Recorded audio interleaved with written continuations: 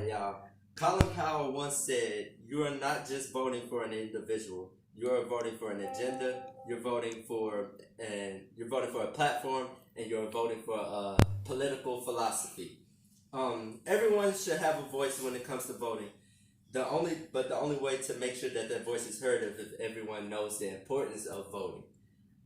So the three main points I'm going to speak to y'all today about is how one vote turns into millions of votes. Also, how voting makes a difference in our economy when it comes to the choices that are being made on a day-to-day basis, and how voting is a privilege that some people don't realize is always a luxury. So, going on to point one, how one vote turns into millions. When one person votes, it opens the door for other people to vote. So when young people see other young people voting, they automatically speak to them, they indulge with them, and they can see that voting is important not only for older people but for young people. So it's important for young people to see other youth voting so that they see that their vote counts at the end of the day. Young people always say that they want change, but the only way to make that change happen is if we take advantage and make sure that we're making our voices heard and make sure that our votes are counting. So every day, a lot of people want change. A lot of young people want change in America, but nobody wants to do what it takes to get that change in America. Haiti Lindell talked about in her article in 2018, her article was called "The Importance of Voting."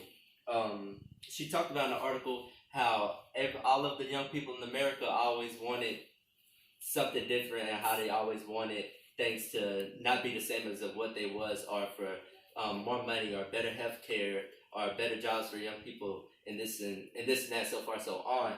And throughout the article, she talked about how we really can't put the blame on the government. We have to put the blame on ourselves as voters because we're not doing what it takes to make that change that we want.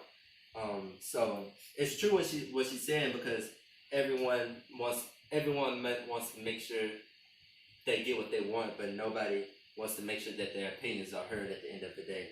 So going on to point two, and that point two is the difference of voting, how voting makes a difference in our economy on a day-to-day basis. Difference in day-to-day operations all down. So voting makes a difference in day-to-day operations all the way down to the life and death of decisions that are being made of the U.S. So voting not only helps us with the day-to-day decisions that are being made and the choices. Your votes count because those votes go towards who gets to make our decisions that could either politically help us or politically destroy us. So you want to make sure you're making your choice matter when it comes to who gets to make those big decisions. Every chance people get to vote, they're deciding how our futures are going to be for the next 4 years. So all young people and older people get the chance to determine how their future is going to be by putting their choice and their faith and confidence into that one specific person. Giving votes goes towards putting not only confidence into that one person, but it's giving away your freedom that you would usually give if you didn't vote. You're giving that freedom away to a person, so you want to make sure you think about your vote. And you want to make sure that you are voting in general so that it can matter at the end of the day. Talking about votes, people don't realize how good it is to have a voting system. Without a voting system, it'd be a whole different world that we're living in right now. It's many countries and many people that don't even get the opportunity to vote. So we need to make sure that we take advantage of this and make sure that we see it as a privilege, most definitely, because there's plenty of countries that wish they had a choice and who get to make the choices that they have to live by on a day-to-day basis. When we get the choice to say, this person is going to make the best choice for me, when others just have to, more of a democracy where they have to do it no matter what, no matter if they're Democrat or Republican. So when talking about privilege, this is an opportunity to say that the government you're having a bigger voice than what you think in the government. So some countries and places don't get a vote, and they automatically have to abide by the rules. And we don't have to do that in the U.S. We get to make that choice for ourselves. In an article that Everett Vasquez wrote in 2018, it was called Importance of Voting, Why Should Every Citizen Vote.